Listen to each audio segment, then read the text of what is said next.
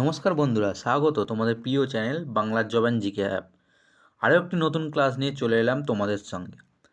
তো দেরি না করে চটপট করে উত্তরগুলো করে ফেলা দেখি বন্ধুরা। শুরু করা যাক আজকের প্রথম প্রশ্ন। সূর্য সিদ্ধান্ত গ্রন্থটি কে রচনা করেন? অপশানগুলি হলো হর্ষবর্ধন, বাণভট্ট, আর্যভট্ট নাকি মহেন্দ্র বর্মন। তো এখানে সঠিক আনসারটি হয়ে যাবে অপশান সি, আর্যভট্ট। পরবর্তী প্রশ্ন, বিধান পরিষদের সদস্যদের মেয়াদকাল কত? অপশানগুলি হলো 6 বছর, 3 বছর, 5 বছর নাকি 2 বছর। তো এখানে রাইট আনসারটি হয়ে যাবে অপশান এ, বিধান পরিষদের মেয়াদ 6 বছর।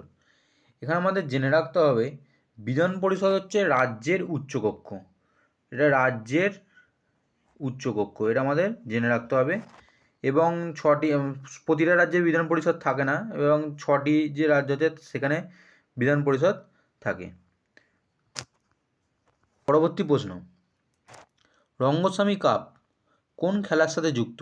ফুটবল, হকি, ক্রিকেট নাকি ব্যাডমিন্টন। তো রাইট আনসারটি এখানে হয়ে যাবে option B, hockey. Rangaswamy cup hockey খেলার সাথে যুক্ত। নেক্সট কোশ্চেন, নিম্নের কোনটি পৃথিবীর নীরব শহর নামে পরিচিত? প্যারিস, ওয়াশিংটন, লন্ডন নাকি রোম। তো এখানে রাইট আনসারটি হয়ে যাবে অপশান ডি, রোম শহরকে নীরব শহর বলা হয়। আজকের 5 নম্বর প্রশ্ন, পশ্চিমবঙ্গের সরকারি বিদ্যালয়ে মিড ডে মিল কোন বছর চালু হয়? 1991, 1995, 2002 নাকি 2003। তো এখানে পশ্চিমবঙ্গের বলেছে, তো এখানে রাইট আনসারটি হয়ে যাবে 2003 সালে। যদি এটি জাতীয় মিড ডে মিল প্রকল্পের কথা বলতো, শুধুমাত্র মিড ডে মিল প্রকল্প বা প্রজেক্টটি কবে শুরু হয়, সেক্ষেত্রে আনসারটি হয়ে যাবে 1995। এটা আমাদের ভালো করে করতে হবে, শুধু পশ্চিমবঙ্গে বললে এটা 2003 সালে করতে হবে। নেক্সট কোশ্চেন, দৈর্ঘ্যে পৃথিবীর বৃহত্তম পর্বতমালা কোনটি? এটা একটি খুব সহজ কোশ্চেন। তো এখানে রাইট আনসারটি হয়ে যাবে দৈর্ঘ্যের দিক দিয়ে পৃথিবীর বৃহত্তম পর্বতমালা হচ্ছে অপশান এ, আন্দিজ। যেটা এবং সাউথ আফ্রিকায় অবস্থিত। পরবর্তী প্রশ্ন, কিসের জন্য সিলিকন ভ্যালি বিখ্যাত? অপশানগুলি হলো পরিবেশ সংরক্ষণ, সিলিকন উৎপাদন, কম্পিউটার সফটওয়্যার নাকি ডেয়ারি শিল্প। তো আমরা জানি সবাই বেশিরভাগই সিলিকন ভ্যালি কম্পিউটার সফটওয়্যারের জন্য বিখ্যাত। পরবর্তী প্রশ্ন, 8 নম্বর প্রশ্ন, বৈদ্যুতিক বাতি কে আবিষ্কার করেছেন? বর্তমানে যে সিলেবাসের পরিবর্তন হয়েছে সেখানে আবিষ্কার সংক্রান্ত প্রশ্ন আসবে, এটা উল্লেখ করা হয়েছে। সুতরাং আবিষ্কারের মোটামুটি আমাদের ভালোভাবে করে যেতে হবে।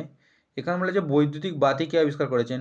অপশানগুলি দিয়েছে নিউটন, মাদাম কুরি, এডিসন এবং জন ডাল্টন। যেটা আমরা সবাই প্রত্যেকে জানি বৈদ্যুতিক বাতি আলভা এডিসন আবিষ্কার করেছেন। পরবর্তী প্রশ্ন, হর্ষঙ্ক বংশের প্রতিষ্ঠাতা কে? চন্দ্রগুপ্ত, বিন্দুসার, বিম্বিসার নাকি সমুদ্রগুপ্ত।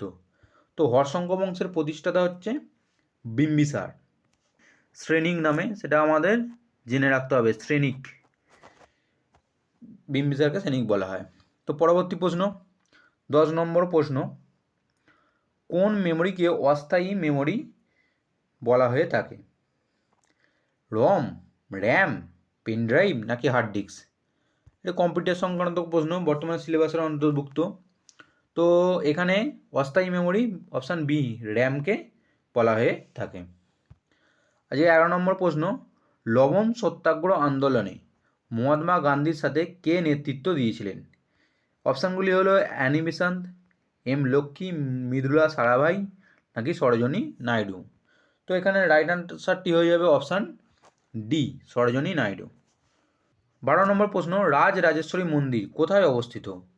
অপশানগুলি হলো মহীশূর, ইলোরা, তাঞ্জাভুর নাকি এন্নোর। তো রাইট অ্যান্সারটি হয়ে যাবে এখানে অপশান সি, তাঞ্জাভুরু রাজরাজেশ্বরী মন্দির অবস্থিত, যেটি চোল রাজারা নির্মাণ করেছিলেন। 13 নম্বর প্রশ্ন, কপিলধারা ফলসের অবস্থান কোথায়? চম্বল নদীর ওপর, নর্মদা নদীর ওপর, সোন নদীর ওপর নাকি কৃষ্ণা নদীর ওপর। তো এখানে কপিলধারা ফলসটি এটা নর্মদা নদীর ওপর অবস্থিত। এবং যদি আমরা এটা কোথার অবস্থান বলি, তাহলে এটা অবশ্যই মধ্যপ্রদেশে অবস্থান, অমরকণ্টকে মধ্যপ্রদেশে এটা অবস্থিত। তো এখান থেকে আমাদের জেনে রাখতে হবে যে নর্মদার উৎপত্তি, যেটা আগের ক্লাসে আমরা পড়েছি। যেসব বন্ধুরা এখনও আগের ক্লাসগুলো দেখোনি, অবশ্যই প্লে লিস্টে গিয়ে আগের ভিডিওগুলো এবং ক্লাসগুলো দেখে নাও। অবশ্যই তোমাদের সেইগুলো পরীক্ষা করতে সহায়ক হয়ে উঠবে। আমরা এরকমই হুবহু কমনযোগ্য প্রশ্ন নিয়ে আলোচনা করেছি। আজকে 14 নম্বর প্রশ্ন, সাম্প্রতিক বাটোয়ারা নীতি কে ঘোষণা করেন? অপশানগুলি হলো Lord Mountbatten, Lord Ripon, Lord Dalhousie, Ramsay McDonald.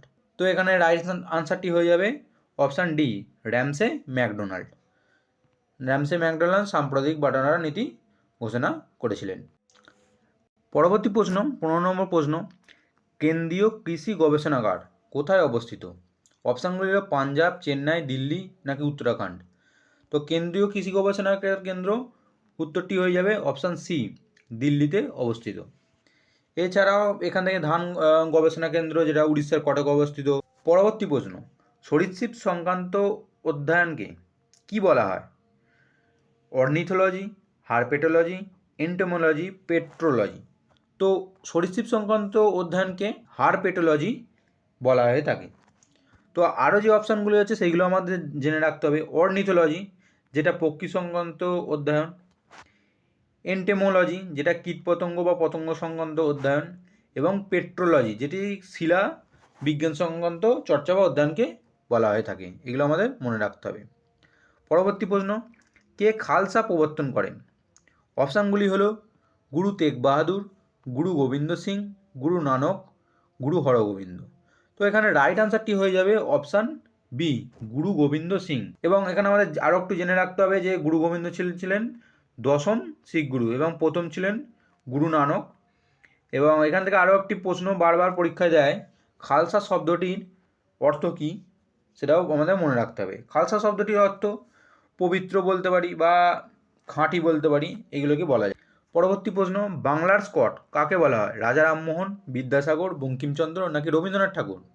বাংলার স্কট নামে পরিচিত অপশান সি, বঙ্কিমচন্দ্র চট্টোপাধ্যায়কে বাংলার স্কট বলা হয়।